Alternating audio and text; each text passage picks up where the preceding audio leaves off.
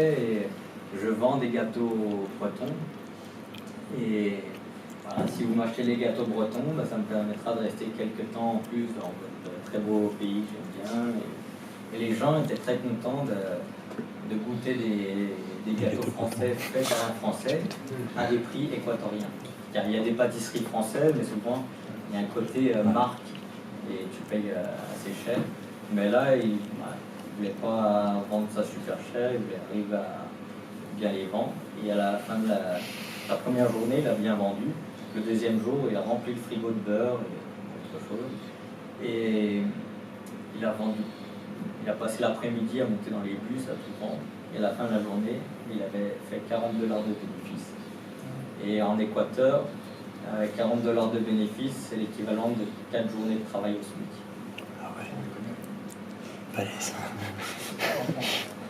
Comment? Donc ça compense finalement, même si Voilà, on ne fait pas de musique, donc, si on ne fait pas de la musique, il faut avoir quelque chose à offrir. Et donc, il y a la musique, après il peut y avoir les conférences. Si quelqu'un est très bon pour faire des photos ou des vidéos, et, il peut faire des conférences sur les photos et vidéos, ou alors ça peut être des ateliers cuisine. Il faut avoir quelque chose, il faut avoir quelque chose à offrir si on veut rester longtemps. Et au Sénégal, les gens n'aimaient pas ma musique. Et moi, je pense qu'ils n'aimaient pas le son de l'accordéon. Et j'ai rencontré un pianiste qui m'a dit partout dans le monde tu peux gagner ta vie avec le piano, mais tu verras en Afrique noire, tu vas gagner lui avec le piano. Et c'était un très bon pianiste et il n'arrivait pas à gagner. Moi, avec mon niveau assez moyen d'accordéon, je pensais pas faire mieux que le pianiste. Je vais essayer, mais pas plus de succès. Par contre, le pianiste m'a dit un blanc, il peut faire tous les boulots qu'il veut. Et lui, il était manager d'hôtel. Il allait dans les hôtels, moi je peux vous aider à trouver plus de touristes dans votre hôtel. Je vous aide à faire un site internet, à faire, je ne sais pas trop comment. Lui, il s'improvisait manager d'hôtel. Moi, je ne me sentais pas improvisé manager d'hôtel, mais je vais être un site au Sénégal. Après, pas tout le monde peut être inscrit au Sénégal. Pour moi, je me sentais bon comme professeur de maths particulier en France, mais quand j'étais inscrit au Sénégal, je galérais un peu. Même si j'avais des collègues sénégalais, il y a plein de bonnes méthodes pédagogiques. Au final, si on regarde les résultats, j'étais pas forcément très bon. Mais c'est juste que je donnais beaucoup d'énergie car je voulais améliorer. Il y a plein de techniques pour trouver du travail ailleurs. Et pas trouver du travail dans le but de gagner de l'argent, mais d'essayer de ne pas trop en dépenser. Juste une question pratique, curieuse un petit peu, savoir comment on peut voyager avec un accordéon sur le dos et un sac à dos. Comment on s'organise? Un accordéon devant, ouais. de 12 kilos. Ouais. Et mon sac à dos d'environ 12 kilos. Mon départ, il faisait 8. Quand j'étais en Russie, tout mon sac à dos de voyage a été volé. Ouais. Et le fait de tout voler, là on repense le sac à dos différemment. Et on profite des 3 mois de voyage. Et comme j'avais trouvé des sponsors, je m'étais acheté une meilleure sac à dos rouge, une tente, un concept de couchage, plein de trucs, une belle pharmacie. Et la tente, c'est une mauvaise idée si le but c'est de dormir chez l'habitant. Si le but c'est de faire des treks dans la montagne, c'est une bonne idée. Et d'avoir un sac à dos rouge, c'est vraiment une mauvaise idée de choisir la couleur rouge, car peut-être que c'est joli, mais ça attire tous les problèmes. Alors, ça fait vraiment le riche touriste. Donc, le sac à dos que j'ai acheté après, c'est un sac à dos noir, beaucoup moins beau. Et quand j'étais en Inde, un rat a mangé mon sac à dos car il y avait du pain dedans. Ensuite, j'étais content d'avoir le trou dans le sac à dos. Et pareil pour les pantalons. J'étais content. Est-ce que ça faisait moins chic du coup? Non, on passe beaucoup moins pour un touriste, mais beaucoup plus pour un voyageur. Et voilà, on n'est pas vu comme le portefeuille rempli d'argent, on est plus comme un baroudeur, quelqu'un qui essaie de s'intégrer. On renvoie une image différente. Et même pour les gens, ça les rend, on se rend beaucoup plus sympathique. Si on est bien habillé, les gens vont avoir peur de t'accoster. Ils vont dire, mais moi, comme si je veux demander mon chemin à quelqu'un dans la rue, s'il y a quelqu'un qui est avec son costard cravate, j'oserais pas aller le déranger. Alors que si c'est quelqu'un qui est habillé simplement, là, je me sens plus à l'aise d'aller dire excuse-moi, alors que sinon, il faut dire bon, excusez-moi, monsieur. Voilà, il y a une sorte de timidité qui se crée. Et après, il ne faut pas être non plus trop pauvre, sinon ça fait. Les gens vont avoir peur de tout. Il faut arriver à trouver le juste bon milieu. Et quand on joue de la musique dans la rue, c'est la même chose. Il ne faut pas paraître trop riche, parce que sinon on ne fonctionne pas. Mais si on paraît trop pauvre, les gens ils vont ignorer un mendiant. Ils ne vont même pas prêter attention à la musique. Il y a des pays où tu sentais qu'il y avait des gens qui avaient vraiment du mal à t'ouvrir la porte ou qui étaient un peu réticents à t'ouvrir la porte.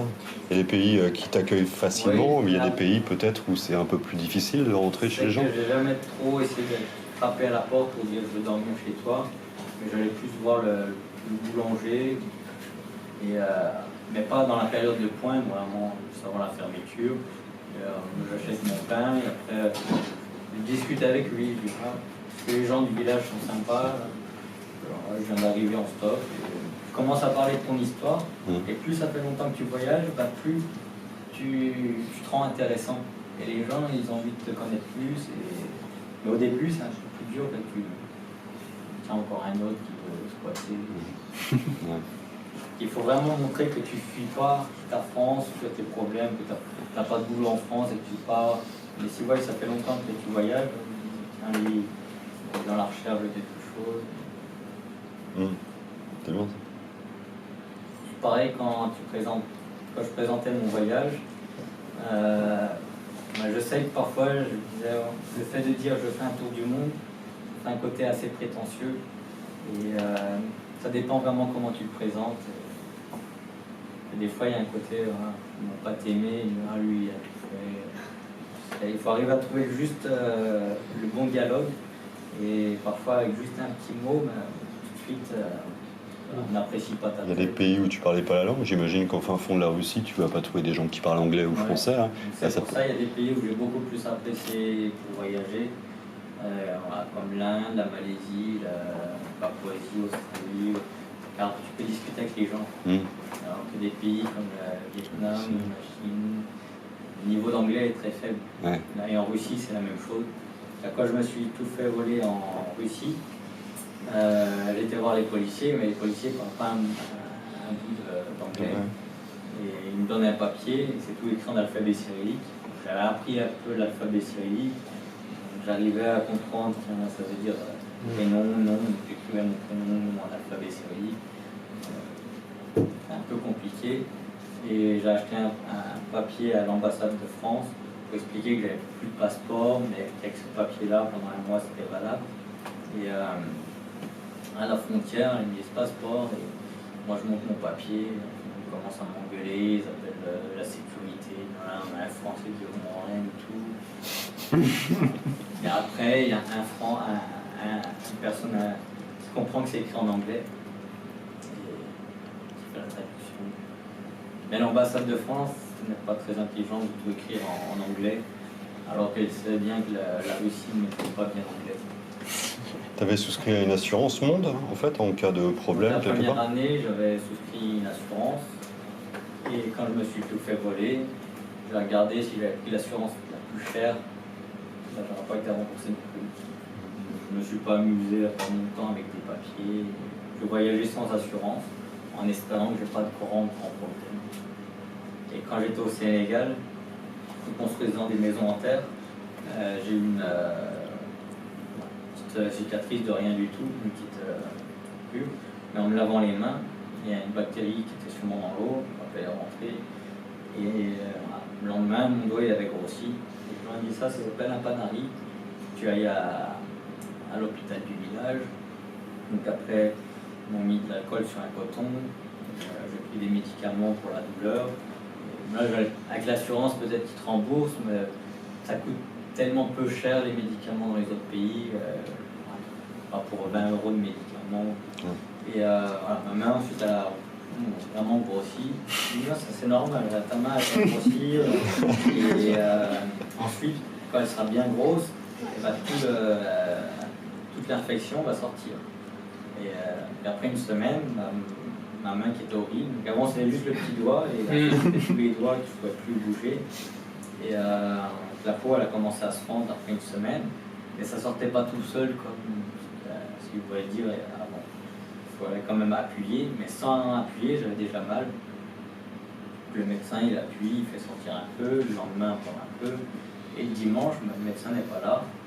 Et moi je rencontre un autre médecin, il ne fallait pas se faire soigner par lui. Lui il est médecin parce que il est bien aimé dans le village et voilà, il est connu. Donc, mais c'est pas vraiment un médecin, il est bon pour les pansements, mais pas plus. Voilà.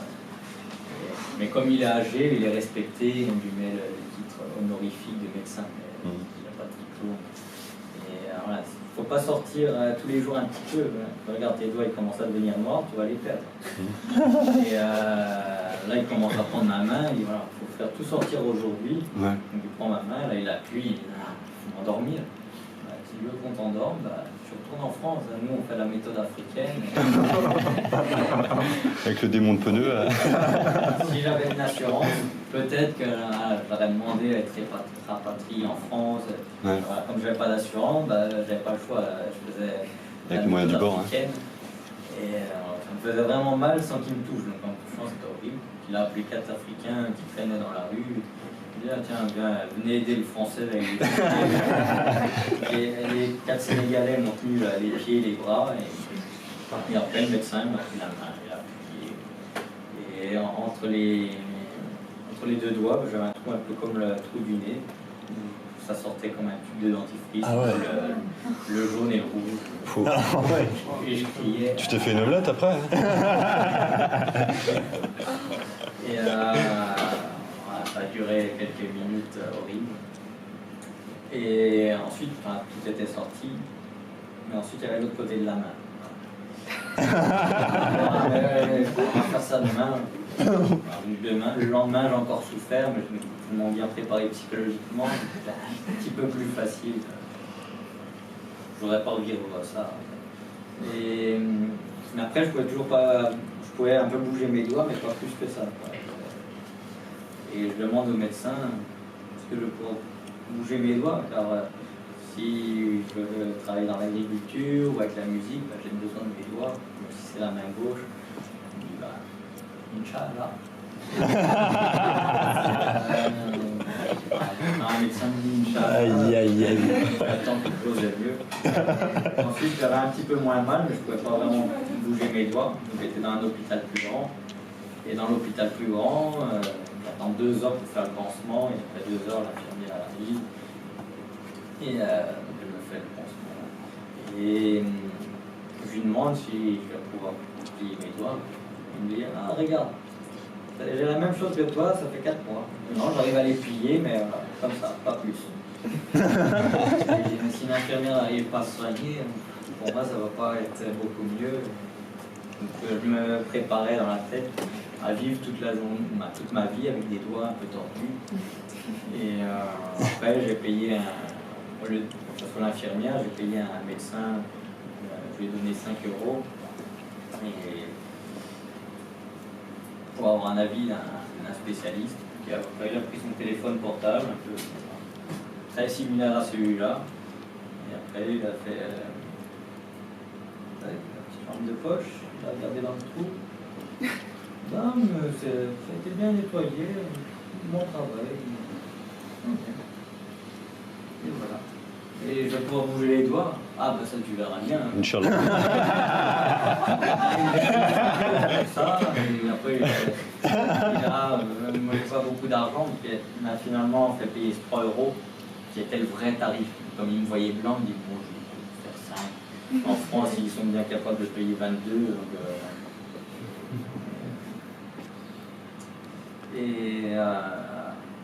Ensuite, j'avais peur de ne pas pouvoir plier mes doigts. Et les Sénégalais ils me disent oui, mais nous,